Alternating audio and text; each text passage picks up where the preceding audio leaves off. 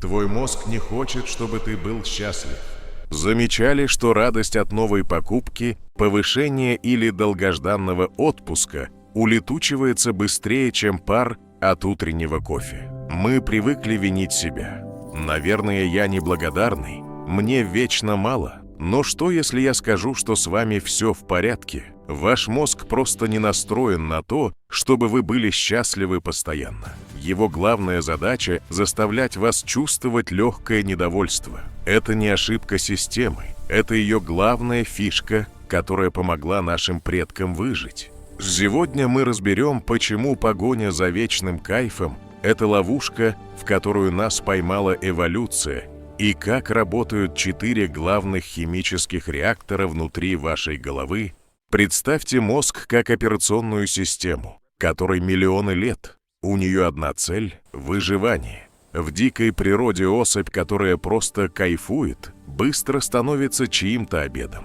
Природа выдает вам дозу радости только за действие, полезное для выживания. Но есть нюанс. Ваш опыт записывается в виде нейронных связей. Представьте их как тропинки в джунглях. Если вы в детстве получили радость от сладкого или похвалы, в мозгу прокладывается супермагистраль. Теперь, когда вам плохо, мозг автоматически посылает вас на эту старую дорогу, даже если она ведет в тупик. Мы – заложники путей, которые проложили еще до того, как научились осознанно мыслить. Чтобы не блуждать в этих джунглях вслепую, нам нужно знать тех, кто ими управляет. За каждое ваше «хорошо» отвечает один из 4 конкретных химических элементов. Это дофамин, эндорфин, окситоцин и серотонин. У каждого из них своя жесткая специализация. Один толкает вас вперед, другой помогает терпеть боль, третий отвечает за дружбу, а 4 за вашу гордость. Давайте разберем их по косточкам и поймем, какую кнопку нажать в каждом случае. Первый в списке – дофамин. Это гормон ожидания. Он выделяется, когда вы видите цель. Ловушка в том, что как только цель достигнута, дофамин испаряется. Мозгу больше не нужно вас мотивировать, дело сделано. Именно поэтому мы покупаем вещи, которыми потом не пользуемся. Второй – эндорфин.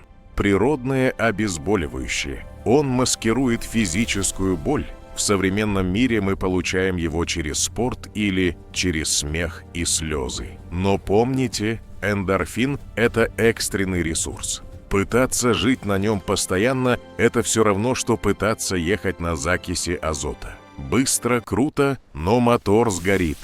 Ваш мозг не даст вам его просто так, только через преодоление дискомфорта. Окситоцин – это чувство безопасности в стае. Одиночество физически больно, потому что без окситоцина мозг включает режим «меня бросили на съедение волкам». А вот серотонин самый коварный. Это радость от социального статуса. Нам жизненно важно чувствовать себя важнее или умелее других. Это биологический приказ. Будь лидером, иначе получишь меньше ресурсов. Каждый раз, когда вы сравниваете себя с кем-то успешным в соцсетях и чувствуете укол зависти, это падает ваш серотонин. Ваш древний мозг думает, что вы теряете место в иерархии и скоро умрете от голода. Глупо? Да. Но так работают наши нейронные цепи. Когда гормоны счастья падают, их место занимает кортизол. Это не просто стресс, это сигнал угрозы. Проблема в том, что кортизол создает очень прочные нейронные связи. Мозг запоминает опасность с первого раза и навсегда. Если однажды вас публично высмеяли, мозг прокладывает там автобан. И теперь любая похожая ситуация вызывает панику. Мы пытаемся заглушить этот кортизол быстрыми дофаминовыми пластырями, едой, скроллингом, покупками. Но это не чинит дорогу, это просто на время выключает сигнализацию. Так что же делать? Хорошая новость. Нейронные связи пластичны. Вы можете построить новую дорогу в обход старых страхов. Но для этого нужно перестать ждать, что счастье будет вечным. Нужно научиться выносить дискомфорт, пока строится новая тропинка. На это обычно уходит около 45 дней. Если вы хотите пошаговую инструкцию, как именно перепрошить каждый из этих гормонов, я очень рекомендую заглянуть в книгу Лоретты Бройнинг «Гормоны счастья». В ней подробно описано, как приручить свое внутреннее млекопитающее. Помните, вы не сломаны. Вы просто биологический вид, который учится управлять своим сложным софтом. Ставьте лайк, если это было полезно, и пишите, какой из гормонов у вас сегодня в дефиците. Увидимся в следующем видео.